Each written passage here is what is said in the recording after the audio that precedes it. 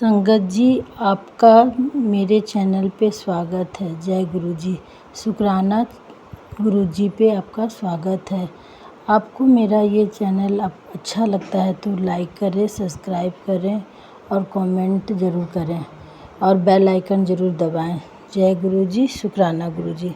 मैं दिव्य आभा के चैप्टर 11 से आपको सुना रही हूँ सत्संग। विद्यालय से आईफल टावर तक गुरुजी के संरक्षण में। गुरु ब्रह्मा गुरु विष्णु गुरुर्देव महेश्वरा गुरुर साक्षात पार ब्रह्मा तस्मै श्री गुरुवे नमः। गुरुजी से मिलने से पूर्व ईश्वर की दया और उसके प्राणी प्रेम में मेरा विश्वास सदा अस्थिर रहा था। गुरु कृपा का शब्दों में वर्णन करना अति दुस्साध्य कार्य है। जिस भांति परमात्मा प्रार्थनाओं का फल देते हैं, उसी प्रकार गुरु जी के सत्संगों में वक्ता और श्रोता दोनों को वरदान और असीम आनंद प्राप्त होता है। मैंने सुना है ईश्वर हमारे कर्मानुसार परिणाम देते हैं, किंतु मैंने गुरुजी को अपनी दिव्य ज्वाला में हमारे दुष्कर्मों को जलाते हुए देखा है। फलस्वरूप हम उस जीवन से उभर सकें और जो उनके कमल चरण स्पर्श कर कृतज्ञ हुए बिना जीना पड़ता।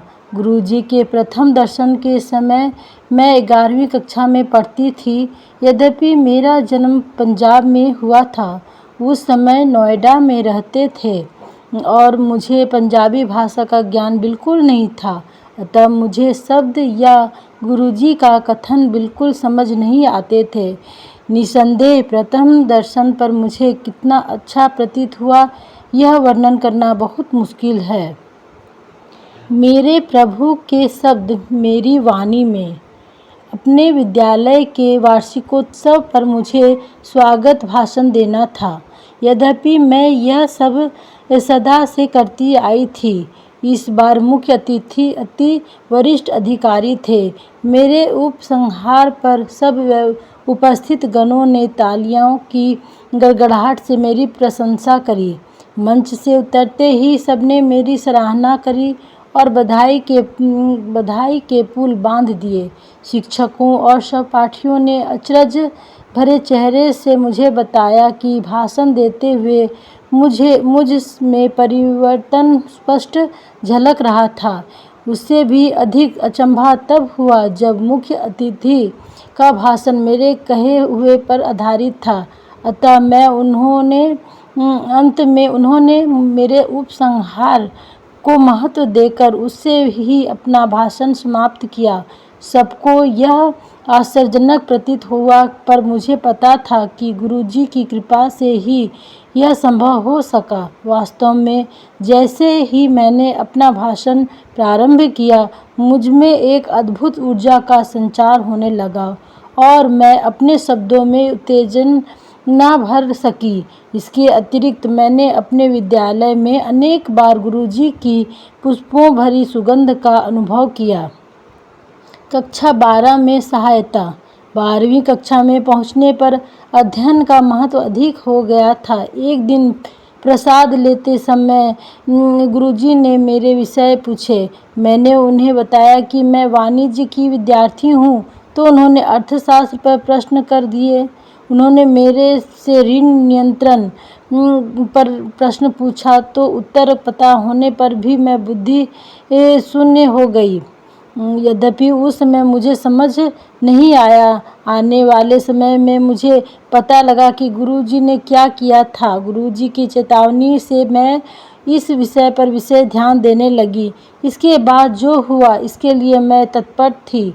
वर्ष के उत्तरार्ध में हमारी अर्थशास्त्र की अध्यापिका चली गई और यह विषय स्वयं पढ़ना पड़ा। गुरुजी की सावधानी से मैं सतर्क हो गई थी और बिना किसी कठिनाई के मैंने इस विषय में 97 अंक प्राप्त किए। जैसे जैसे परीक्षाएं समीप आ रही थी, गुरुजी के पास दर्शन के लिए जाना कम हो गया। अंततः उनके निर्देश थे कि मैं पढ़ाई पर ध्यान दूं। 13 फरवरी उत्तर भारत में लोहड़ी के दिन मैं अपने माता पिता और भाई के साथ गुरुजी के दर्शन के लिए गई थी। परीक्षाएं समाप्त होने से पूर्व यह अंतिम दर्शन होने की संभावना थी। गुरुजी उस दिन स्वयं प्रसाद वितरित कर रहे थे। जब तक मेरी बारी आई तो वह टॉफ़ी दे रहे थे। प्रसाद वहीं पर समाप्त करना है, ऐसा गुरुजी का आदेश था, किंतु टॉफ़ियाँ अपवाद थी, सो मैंने थोड़ा सा प्रसाद वहीं पर खा लिया और शेष अपने पास रख लिया। मैं गुरुजी के पास आज्ञा लेने पहुंची और उनके कमल चरणों को स्पर्श करने झुकी। जब मैं उठ रही थी तो गुरुजी ने अपना एक चित्र निकाला और मुझे दिया। यद्यपि मैंने उनके पास कोई लिफाफा नहीं देखा था, मैं अति हर्षित हो गई, क्योंकि गुरुजी का चित्र तो अमूल्य है। गुरुजी ने उस रात क्या किया था कि उन घटनाओं पर घर लौटते हुए चिंतन करने का अवसर मिला। उनके चित्र को अपने हाथों में पकड़े हुए मुझे आभास हुआ कि उसमें गुरुजी की सुगंध आ रही है और यह परीक्षाएं समाप्त होने तक रही। मैं वह चित्र अपने साथ परीक्षा भवन में ले जाती थी। अंतिम परीक्षा समाप्त होते ही उसमें सुगंध आनी बंद हो गई, मानो गुरुजी ने अपने चित्र में परीक्षाओं के लिए ही विशेष धारा प्रवाहित करी थी। उस दिन घर पहुंचने पर जब मैंने बची हुई टॉफ़ियाँ गिनी तो कुल 12 थी, प्रत्येक परीक्षा के लिए 2। पर गुरुजी के चित्र और इन टॉफ़ियों के साथ मैंने अपनी परीक्षाएं पूर्ण करी। बहुत अच्छे अंकों से उत्तीर्ण होकर दिल्ली के ही सबसे अच्छे महाविद्यालयों में से एक में प्रवेश पाने में सफल रही। प्रेम, आइसक्रीम और उस सबसे मनोहर जन्मदिन। एक दिन गुरुजी ने कुछ भक्तों के साथ गुड़गांव के एक होटल में जाने की योजना बनाई और मुझे भी साथ आने को कहा। कुछ ही देर में हम सब ब्रिस्टल होटल पहुंच गए। गुरुजी का पूरा ध्यान मुझ पर केंद्रित था, क्योंकि मैं सबसे छोटी थी। गुरुजी ने तीव्र गति से होटल का चक्कर काटा और फिर बैठकर सबके लिए शीतल पेय मंगवाए। इसके साथ ही कुछ खाने का आहार आया और बाद में आइसक्रीम भी आई। हमने अविस्मरणीय समय व्यतीत किया। निकलते हुए कारों में चढ़ने के समय गुरुजी ने विशेष रूप से मेरी पूछताछ की और वह ध्यान रखा कि मैं सही प्रकार से उनके साथ तक पहुंच सकूं। गुरुजी ने अपने निवास पहुंचने पर मेरे अनुभव के बारे में पूछा। वह तो अति निराला ही रहा था। गुरुजी ने मेरे से यह भी पूछा कि क्या मैंने आइसक्रीम खाई थी। गले में कष्ट होने के कारण मैंने नहीं खाई थी। गुरुजी ने कहा कि आइसक्रीम खाने से मेरा गला ठीक हो जाता। कालांतर में मुझे पता चला कि गुरुजी ने मेरे गले का कष्ट समाप्त कर दिया था। उस दिन के पश्चात मेरा गला, जो हर वर्ष एक बार अवश्य खराब होता था, कभी खराब नहीं हुआ। गुरुजी के उत्कृष्ट संरक्षण और प्रेम की विशेष झलक एक दिन और प्रकट हुई। हम संगत में शब्द सुन रहे थे और गुरुजी द्वारा प्रसाद वितरण की प्रतीक्षा कर रहे थे। गुरुजी के आदेश पर प्रसाद लेकर उनके पास रख दिया गया। उस दिन गुरुजी ने जिस ओर बैठी थी उधर से प्रसाद बांटना आरंभ किया। प्रसाद लेने के लिए सबसे पहले मैं ही थी। जैसे ही प्रसाद लेने के लिए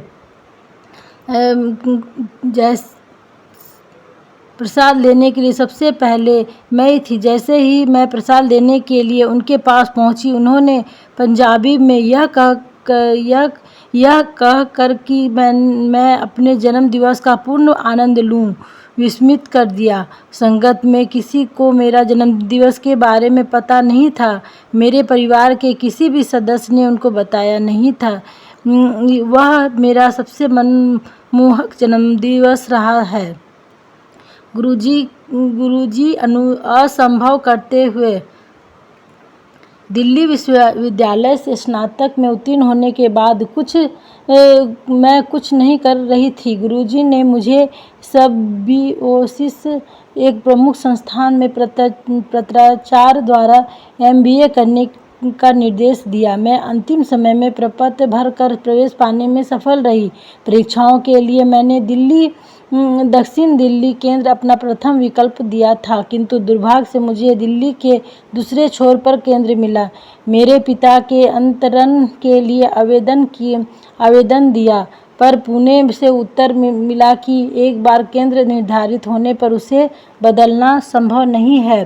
प्रतिदिन परीक्षाओं के कारण मेरा एक दिशा में 45 किलोमीटर यात्रा करना संभव नहीं था, अतः निर्णय लिया गया कि मैं अपने दादा दादी के पास रहूं, जो उस केंद्र से 10-15 किलोमीटर दूर रहते थे। नोएडा में उनके पास रहने से मेरा गुरुजी के पास जाना असंभव था। किसी प्रकार से मैंने पहली परीक्षा तो दे दी, किंतु मैं इतनी दुखी थी कि मेरा मन शेष परीक्षाओं को छोड़ने का बन रहा था। मैं रोई और गुरुजी द्वारा किसी प्रकार से इस स्थिति से निकलने की प्रतीक्षा में रही। इसके पश्चात जो हुआ उसकी कल्पना भी नहीं की थी। अगले दिन जब परीक्षा में मग्न थे, एक अधिकारी ने आकर घोषणा की कि क्या कोई परीक्षार्थी अपना केंद्र बदलने को इच्छुक है, और उनकी सूची में दक्षिण दिल्ली केंद्र का नाम भी था। मैं तो उछल पड़ी और तुरंत अपना नाम लिखवा दिया। परीक्षा के अंत में उस अधिकारी के पास जाने पर उसने बताया कि अधिक परीक्षार्थी के कारण इस केंद्र पर स्थान की कमी थी और मेरा आवेदन स्वीकार हो गया। अब मैं परीक्षाएं होते हुए भी गुरुजी के दर्शन कर सकती थी। गुरुजी के अन्यथा और कौन ऐसा कर सकता है। गुरुजी की शक्तियों को समझ पाना हमारी बुद्धि के वश की बात नहीं है। उनके कार्य तो तर्क को भी मात देते हैं। एक बार गुरुजी की संगत में भूकंप आ गया। पहले तो सब बैठे रहे, पर जब वह कुछ देर तक आता रहा तो कुछ हलचल आरंभ हो गया। यह देखकर अटल बैठे गुरुजी ने अपने मोड़ कर रखे हुए दोनों पैर पृथ्वी पर रख दिए। कंपन तुरंत बंद हो गया। एक दिन गुरुजी कुछ अनुयायियों के साथ उनमें जिनमें मैं भी थी, बड़े मंदिर गए। मुख्य द्वार पर निर्माण कार्य प्रगति पर था और सुविधा के लिए ईंटों पर एक लकड़ी का फट्टा रख दिया गया था। हमने फट्टे पर चलकर प्रवेश किया, किंतु गुरुजी ने गीले सीमेंट पर चलकर प्रवेश किया। हम यह देखकर अति अचंभित हुए कि उनके चलने के कोई चिन्ह शेष नहीं थे, किंतु जब हमने उस स्थान पर बहुत हल्के से उंगली लगाई तो उसके भी निशान बन रहे थे। 15 दिन में विवाह। एक बार गुरुजी की शरण में आने पर वह हमारी सब चिंताओं और कष्टों का निवारण करते हैं, किंतु हमारा ज्ञान हमारे अनुभवों और वर्तमान परिस्थितियों तक ही सीमित है। हमें स्वयं ही आवश्यकताओं को समझने का सामर्थ्य भी सीमित है। इसके विपरीत गुरुजी को उनका पूरा ध्यान है और उसके लिए वह प्रावधान भी कर देते हैं। गुरुजी ने मेरे विवाह का भी प्रबंध किया हुआ था और मेरी माँ को 6 वर्ष पूर्व ही बता दिया था कि यह घटना कब घटेगी, पर उसकी गति सबके लिए अति तीव्र थी। अप्रैल के आरंभ में गुरुजी ने मेरे पिता से पूछा, क्या किसी प्रस्ताव पर विचार कर रहा है। मेरे पिता ने उत्तर दिया कि एक प्रस्ताव आया अवश्य है, किंतु उस पर गंभीरता से विचार नहीं हुआ, क्योंकि अभी मेरे विवाह के बारे में सोचा नहीं जा रहा है। गुरुजी ने कहा कि उस पर विचार किया जाए। मेरे पिता ने तब इस बारे में परिवार से चर्चा करी। मेरे होने वाले वर स्वीडन में रहते थे और 16 अप्रैल को 1 मास के लिए भारत आ रहे थे। यह निश्चित हुआ कि दोनों परिवार 17 अप्रैल को मिलेंगे।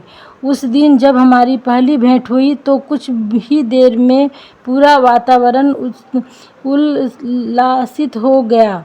सब व्यवस्थाएं उसी समय तय हो गई और थोड़ी ही देर में हमारे बीच अंगूठी का आदान प्रदान भी हो गया। एक आध दिन में विवाह की तिथि भी निश्चित हो गई। उसी मास की 30 तारीख विवाह के सब प्रबंध अति तत्परता से किया गया और निश्चित तिथि को मेरा परिग्रहण हो गया। यद्यपि गुरुजी विवाह में उपस्थित नहीं थे, किंतु उनकी भावना उस सब में दृष्टिगोचर थी। सबने विवाह स्थल में सजावट, वातावरण, भोजन और अति व्यवस्थाओं को भूरी भूरी प्रशंसा करी। हर व्यवस्था में गुरुजी की कृपा की झलक रही थी। गुरुजी के साथ आईफल टावर पर मेरे पति की मई मध्य में वापस लौटने की योजना थी, क्योंकि उन्हें उतना ही अवकाश मिला था। 15 दिन में मेरे लिए पारपत्र और वीज़ा दोनों मिलना नितांत कठिन था। यद्यपि स्वीडन के दूतावास को आवेदन किया गया, परंतु उन्होंने बताया कि सब आवेदन स्वीकृति के लिए स्वीडन भेजे जाते हैं और उसके पश्चात यहाँ से वीज़ा दिया जाता है। अतः मेरे पति सुशील को अकेले ही स्वीडन लौटना पड़ा। उनके लिए अपनी यात्रा स्थगित करना संभव नहीं था। प्रतीक्षा में 1 मास व्यतीत हो गया। स्वीडन में उन्होंने भी दूतावास में शीघ्रता करने के लिए निवेदन किया, किंतु जून के आरंभ में ऐसा लगा कि वीज़ा 1 सप्ताह में मिल जाएगा। मेरा यात्रा के टिकट 16 जून के लिए गए और उल्टी गिनती आरंभ हो गई। 16 जून को दूतावास जाने पर ऐसा लगा था कि हमारा यहाँ आना निरर्थक रहा। वहाँ पर बताया कि अभी भी उत्तर की प्रतीक्षा है। मैं निराश हो गई, क्योंकि इसका अर्थ था 1 सप्ताह का विलंब। मैंने यह सूचना अपने पिता को दी और कुछ देर में पुनः प्रयास किया। वहाँ के अधिकारी ने जब मुझे मेरा वीज़ा दिया तो अति अचंभा हुआ। अति प्रसन्न होकर मैंने यह सूचना अपने पिता को दी। आश्चर्य की बात है कि उन्होंने कोई अचरज नहीं हुआ। बाद में मेरे पिता ने मुझे बताया कि गुरुजी ने मेरी सूचना आने से 15-20 मिनट पहले ही उन्हें वीज़ा मिलने की बात अवगत करा दिया था। मैं समझ गई कि उस दिन गुरुजी के हस्तक्षेप के बिना वीज़ा मिलना असंभव था। गुरुजी वास्तव में असीमित प्रेम के स्रोत हैं और उनसे विलक्षण प्रतिभाएं हैं। उन्हें कोई भौतिक अवरोध रोक नहीं सकते। वह त्रिकालदर्शी हैं और अपने अनुयायियों की पुकार पर सब सीमाएं पार कर सकते हैं। स्वीडन से 1 सप्ताहांत हमने पेरिस में बिताने का निर्णय लिया। वहाँ पर जब मैं आईफल टावर की पहली मंजिल पर थी, मुझे अचानक गुरुजी की सुगंध का आभास हुआ। फ़ोन पर मेरे पिता के साथ हुए अगली वार्ता में उन्होंने बताया कि गुरुजी ने मेरे बारे में पूछ रहे थे। उन्होंने इस वार्तालाप की तिथि और समय भी बताया। थोड़ा गणित करने पर पता लगा कि जब उन्होंने मेरे पिता से मेरे बारे में पूछा था, उस समय मैं आईफल टावर की पहली मंजिल पर थी। गुरुजी के साथ मेरे अनुभवों का वर्णन एक गूंगी महिला द्वारा मिठास के वर्णन सदृश है। वह मेरे लिए क्या है और मेरे जीवन में उनका क्या अर्थ है, यह शब्दों में व्यक्त करना मेरे लिए संभव नहीं है। मैं गुरुजी से प्रार्थना करती हूँ कि जैसे आप हमारे संबंधों के स्वर्णिम वर्षों में दया करते आए हैं, उसी प्रकार सदा हमारा हाथ थामे रहिए। कहते हैं कि पारस लोह धातु को छूने मात्र से उसे स्वर्ण में परिवर्तित कर देता है, पर गुरुजी तो पत्थर को हीरे में बदल देते हैं। केवल पूर्ण विश्वास और श्रद्धा बने रहने चाहिए। जय गुरुजी। शुक्राना गुरुजी। श्रीमती आरती सिंगला, स्टॉकहोम, स्वीडन।